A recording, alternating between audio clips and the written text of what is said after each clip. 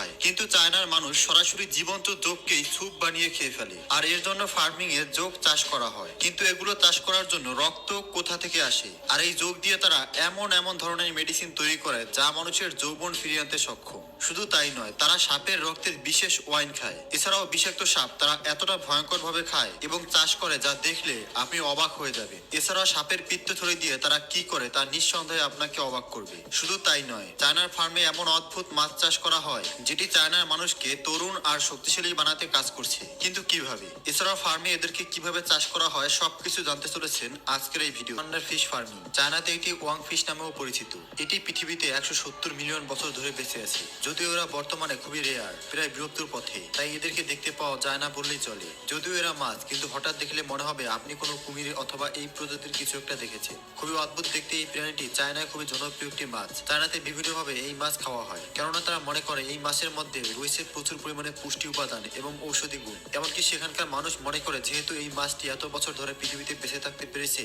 তাহলে এই মাছের মধ্যে কিছু গুণাগুণ তো অবশ্যই রয়েছে, যার কারণে এই মাছ খেলে তারাও হবে দীর্ঘজীবী। আর এ কারণেই এই মাছের চাহিদা সেখানে প্রচুর। এই এক একটি মাছ প্রায় 1 মিটার থেকে 2 মিটার পর্যন্ত লম্বা হতে পারে। চায়নাতে এদের এত বেশি চাহিদার কারণে দিন দিন সেখানে এই মাছের ফার্মিং বেড়েই চলেছে। সেখানে কৃত্রিম ভাবে এই মাছগুলোকে বড় করা হয়। যেখানে এই মাছগুলো প্রাকৃতিক পরিবেশে ধীরে ধীরে বড় হচ্ছিল, সেখান থেকে তারা সম্পূর্ণ ছোট জায়গাতে অভ্যস্ত হতে শুরু করেছে। তবে এতে করে মানুষ যেমন তাদের চাহিদা মেটাতে পারছে, পাশাপাশি এই রেয়ার মাছটিকে বিলুপ্তির হাত থেকেও বাঁচানো সম্ভব হচ্ছে। এদেরকে প্রতিদিন বিভিন্ন প্রজাতির ছোট মাছ খেতে দেওয়া হয়। তবে এদেরকে যেই পানির মধ্যে রাখা হয় সেই পানি অবশ্যই পরিষ্কার এবং ঠান্ডা হতে হবে। তাদেরকে যেখানে রাখা হয় সেখানকার আবহাওয়া এবং পানির তাপমাত্রা খুবই গুরুত্বপূর্ণ। পানির তাপমাত্রা 0 থেকে 28 ডিগ্রি সেলসিয়াসের মধ্যে হতে হয়। এছাড়াও পানির মধ্যে মিনারেল, অক্সিজেন সহ অন্যান্য উপাদানের ভারসাম্য বজায় রাখতে হয়। আর প্রতি সপ্তাহে এই পানির পরিবর্তন করা হয়। আর নির্দিষ্ট সময় পুরুষ এবং ফিমেল সালমান্ডার ফিশের ব্রিডিং করানো হয়। এতে করে বংশ বৃদ্ধি হয়। ধীরে ধীরে সেই মাছ যখন প্রাপ্তবয়স্ক হয়ে যায়, তখন এগুলোকে বাজারে বিক্রি করা হয়। এতে করে চায়না প্রতি বছর বিলিয়ন বিলিয়ন ইউয়ান আয় করছে।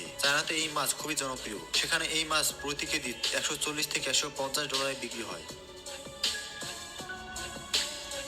লিস ফার্মিং যোগ, যা দেখলেই গা শিউরে ওঠে, কিন্তু শুনলে অবাক হবেন চায়নাতে এই অদ্ভুত প্রাণীটিকেও চাষ করা হয়। তবে এই কাজও কোনো সহজ কাজ নয়, বরং সেখানকার ওয়ার্কাররা জীবনের ঝুঁকি নিয়ে এই কাজ করে থাকে। কেননা আপনি নিশ্চয়ই জানেন যোগ মানুষের রক্ত চুষে নেয়। এছাড়াও ছোট্ট এই প্রাণীটি মানুষের শরীরের বিভিন্ন জায়গায়, এমনকি প্রাইভেট পার্টের সাহায্যে শরীরের ভেতরে প্রবেশ করে মানুষের ভয়ঙ্কর মৃত্যুর কারণও হতে পারে। কিন্তু চায়নাতে এই প্রাণীটিকে চাষ করে প্রতি বছর তারা মিলিয়ন মিলিয়ন ডলার আয় করে। কিন্তু কিভাবে তারা ফার্মে এগুলো চাষ করছে? এদেরকে কি খেতে দিচ্ছে? এগুলো দিয়ে তারা আসলে কি করছে? দেখুন, যদিও চোখ দেখলেই আমরা ভয়ে আটকে উঠি, কিন্তু আমাদের মধ্যে বেশিরভাগ মানুষ জানেই না চোখের কিছু উপকারী দিকও রয়েছে। এটি মানুষের জন্য খুবই উপকারী একটি প্রাণী। পৃথিবীতে 700 প্রজাতির যোগ রয়েছে, যার মধ্যে প্রায় 100 প্রজাতির যোগ সমুদ্রে বসবাস করে। 90 প্রজাতির যোগ পাওয়া যায় পুকুরে। এছাড়াও আরো অনেক প্রজাতির যোগ কাদামাটি সহ বিভিন্ন পরিবেশে বসবাস করে। এক একটি যোগ প্রায় 2 বছর বেঁচে থাকতে পারে। এদের শরীরের কোনো একটি অংশ কেটে ফেললেও সেটি পুনরায় তৈরি হতে পারে। যদিও যোগ দেখলে অনেকেই ভয় পায়, কিন্তু চায়নার বিভিন্ন ফার্মে এটি চাষ করা হয়, কেননা এই যোগের রয়েছে খুবই উপকারী দিক। এটা যেমন বিভিন্ন ধরনের ওষুধ তৈরিতে ব্যবহার করা হয়, তেমনি সরাসরি বিভিন্ন রোগ নিরাময়ের চিকিৎসাও ব্যবহার করা হয়। যোগের প্রধান খাবার হলো বিভিন্ন প্রাণীর রক্ত।